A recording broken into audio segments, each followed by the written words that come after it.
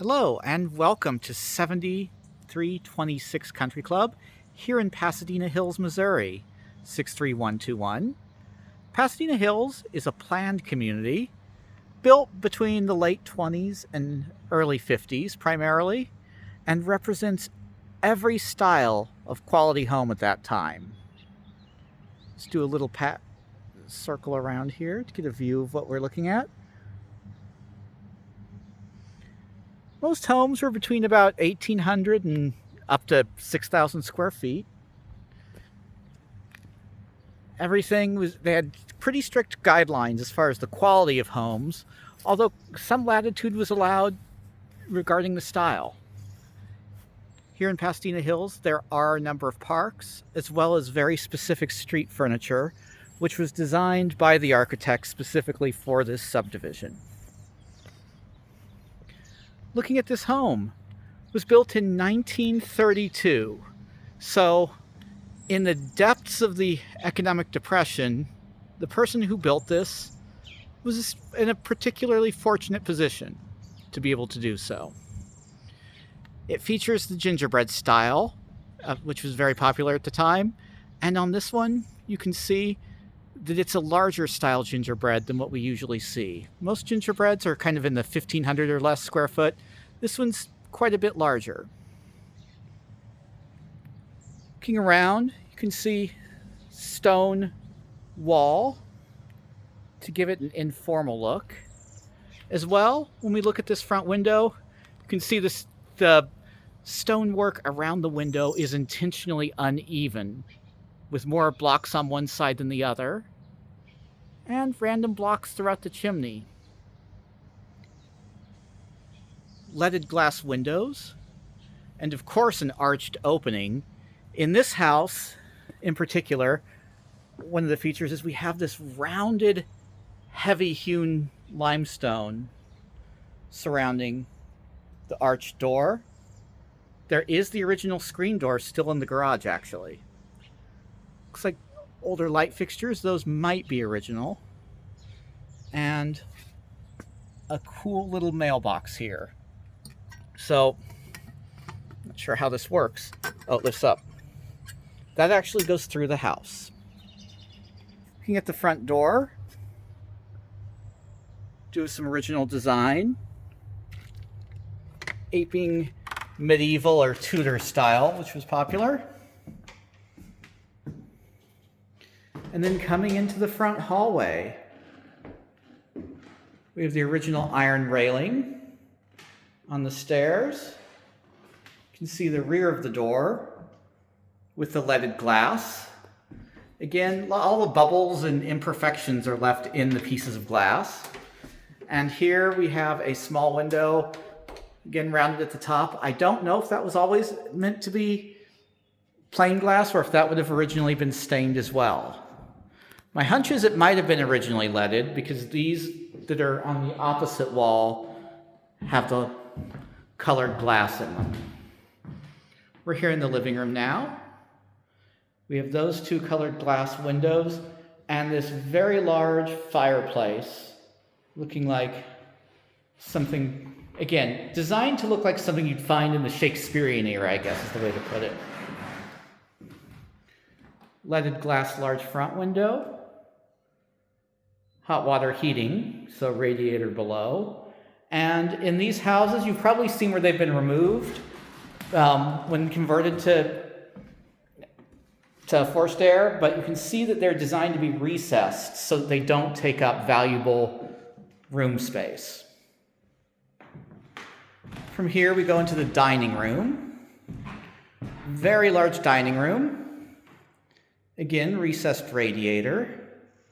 Now this room has some of the original light fixtures. As you can see here, this would have been definitely 1932. I know that those are original to the time. I've seen them in many homes of this era. And then a little sunroom off to the rear of the dining.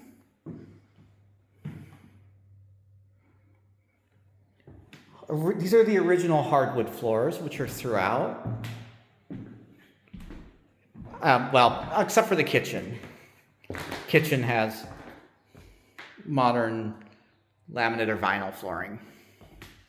Looking in here, this is the original size and shape of the kitchen. Dishwasher, space for fridge, cabinets, and this would be the stove space here for the range and microwave. Green marble backsplash and countertops with original ceramic tile. Next to the pantry, which is just a pantry, we have this. And you may have seen some of these in other videos. This tiny little cabinet is presently used as a spice rack, which is its best possible use in today's lifestyle. But originally it would have had a fold-down ironing board in it so that ironing could be done in the kitchen rather than in the basement. Before that, people had to have a separate stove in the basement to put their irons on. Of course, this era, you're starting to get into the era of electric irons. Coming out back, we have a nice deck here, which is a good size for a small deck.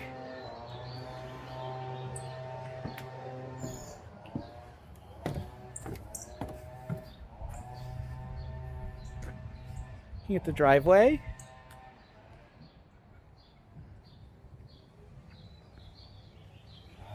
This is a 2-car garage, which again is quite generous for this era. So it was definitely built for people who would have likely had a larger car, not just a little Model T.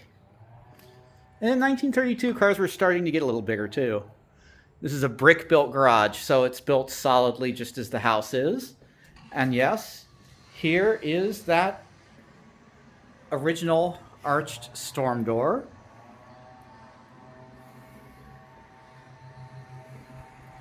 Looking at the rear of the house,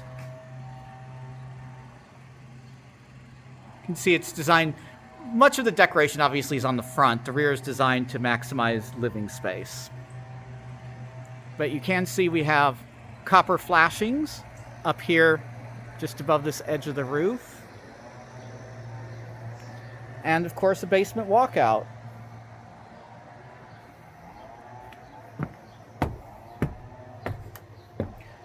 The backyard itself is a little hidden secret garden style of courtyard, which adds a good amount of shade. It's 4 o'clock in the afternoon and it's nicely shaded.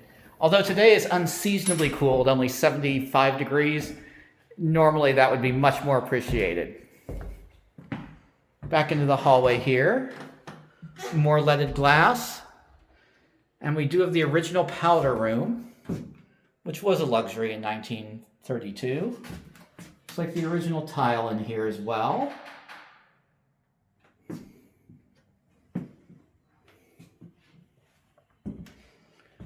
The shelf with the mirrors were added later, I presume. Looks like it was originally the telephone cabinet.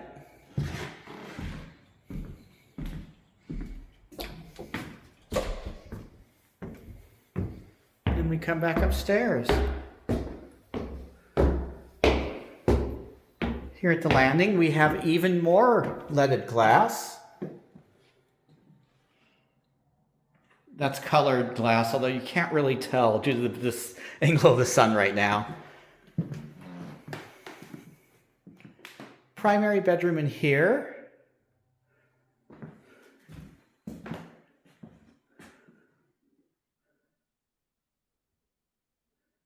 And there's a standard closet here. However, there's also quite a large walk-in closet with, thanks to the roof design, allowing that space to be able to be used as an extra closet.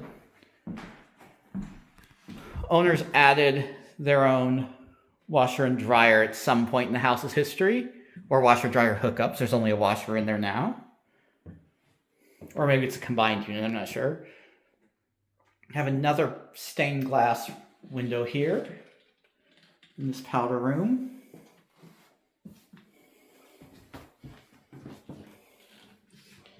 And looking this way, in the This is the primary bathroom with a shower that is definitely not from 1932. This is quite nice. Some sitting bench, stone tile. It all looks great in there. And again, multiple shower heads.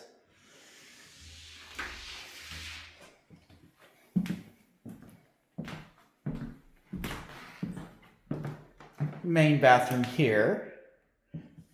You can see this one's been updated. The vanity, sink. And although this is the original place for the bathtub, it's been updated with subway tile and a glass accent band.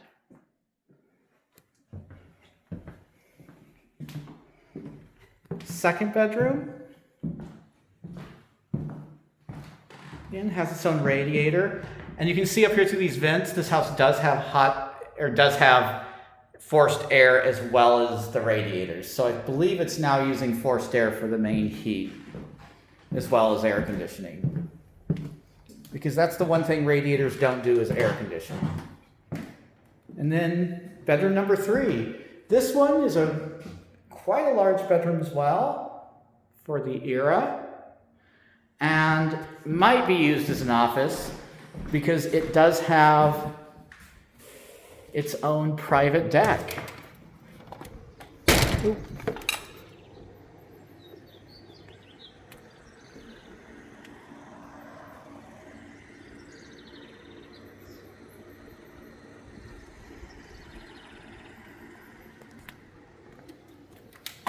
Coming back around inside. You're gonna have the original handrails here too.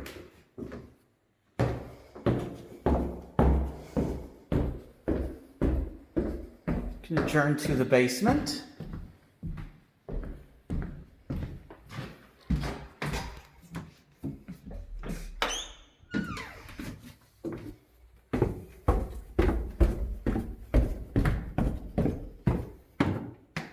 Basement itself, quite nice and dry. More further living space could be added if so desired. Again, there's a laundry area here. Door for the walkout. Furnace and air conditioner. Electrical panel. And this is the boiler down in the corner there, with a hot water heater behind it. And of course we have these little rooms, which are the canning storage. This is underneath the front porch. So this is not under the house, this is actually just underneath the porch. And it was used as storage for canned goods back in the day. Also, because you have a concrete roof over your head and stone everywhere, it's a great place for tornadoes. Come back up here and I will walk us back up to the foyer. Thank you very much for watching. Please remember to like and subscribe, and let us know if you'd like to see more of these gingerbread storybook homes. Thank you.